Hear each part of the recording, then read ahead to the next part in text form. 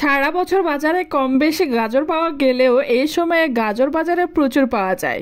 গাজরের দামও অনেক কম হয় আর গাজরের হালুয়া আমরা সবাই কম বেশি খেয়েছি। আর গাজরের হালুয়া ছোট থেকে বড় সবার কাছে অনেক প্রিয় একটা খাবার। বিশেষ করে আমাদের বাসায় যে ছোট বাচ্চাগুলো থাকে যারা একদম গাজর খেতে চায় না, তাদের যদি এইভাবে হালুয়া বানিয়ে দেওয়া হয় তাহলে তারা চেটে পুটে খাবে। হ্যালো এভরিওয়ান, আসসালামু আলাইকুম। আজকে আমি বানাবো গাজরের হালুয়া। হালুয়া বানানোর জন্য এখানে আমি গাজরগুলো ভালোভাবে ধুয়ে পরিষ্কার করে নিয়েছি। এরপরে বটির সাহায্যে গাজর ছিলে নিয়েছি। ছিলা হয়ে গেলে গাজর স্লাইড করে কেটে যতটা সম্ভব কুচি কুচি করে কেটে নিচ্ছি।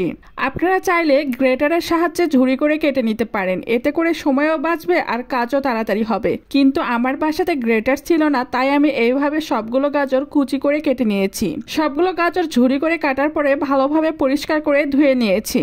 এখন আমি কড়াই চুলার উপরে দিয়ে চুলাটা অন করে দিলাম। এ পর্যায়ে কড়াইয়ে 2 টেবিল চামচের মতন ঘি দিয়েছি। আপনারা চাইলে এখানে বাটারও দিতে পারেন। গাজরের হালুয়াতে অবশ্যই বাটার অথবা ঘি ব্যবহার করতে হবে, কারণ ঘি অথবা বাটার ব্যবহার করলে হালুয়ার আলাদা একটা টেস্ট চলে আসে। ঘি গরম হয়ে আসলে এর ভিতরে 2-3টা সাদা ফল, 2-3 টুকরা দারচিনি দিয়ে হালকা গরম করে নিয়েছি। এখন আমি ঝুরি করে কেটে রাখা গাজরগুলো কড়াইয়ে ঢেলে দিব। এরপর মিডিয়াম আঁচে গাজরগুলোকে ভালোভাবে ভেজে নিব। ততক্ষণ পর্যন্ত গাজর ভাজবো যতক্ষণ পর্যন্ত না গাজর থেকে কাঁচা গন্ধটা চলে না যায়। প্রপারলি গাজর যখন আমার ভাজা হয়ে আসবে ঠিক সেই সময়ে এখানে তরল দুধ অ্যাড করতে হবে। এখানে আমি 700 গ্রামের মতন তরল দুধ জাল করে 400 গ্রামের মতন করে নিয়েছি। এ পর্যায়ে তরল দুধগুলো গাজরের ভিতরে দিয়ে দিব।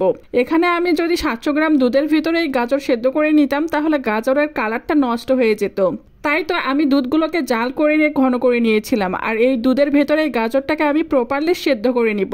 আর হ্যাঁ, গাজরের হালুয়া করার সময় আমি গাজরের কালারটাকে ঠিকঠাক রাখার জন্য ঢাকনা দিয়ে ঢাকিনি। এরকম করে হালুয়া রান্না করেছি। ঢাকনা দিয়ে ঢেকে দিলে এতে করে কালারটা নষ্ট হওয়ার সম্ভাবনা থাকে। তরল দুধের ভেতর যখন গাজরগুলো একেবারে সেদ্ধ হয়ে আসবে ঠিক সে পর্যায়ে এর ভিতরে দিয়ে দিব পরিমাণ মতো চিনি।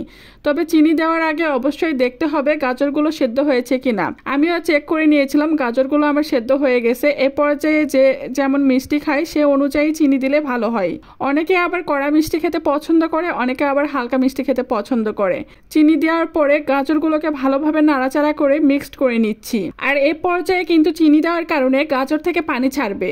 গাজর খেতে আমি বরাবরই অনেক পছন্দ করি, তবে সেটা যদি হয় গাজরের হালুয়া তাহলে তো আর কোনো কথাই নেই।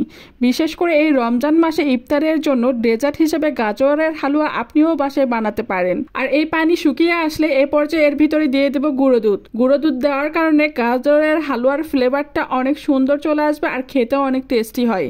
নামানোর 2-3 মিনিট আগে গুঁড়ো দুধ দিলে এখানে মাওয়ার কাজ করে, যেটা খেতে আমি ভীষণ পছন্দ করি। তবে এটি যদি খেতে আপনারা পছন্দ না করেন তাহলে তরল দুধের সাথে গুঁড়ো দুধ গুলিয়ে দিবেন, এতে করে গাজরের হালুয়ার আলাদা একটা টেস্ট চলে আসবে।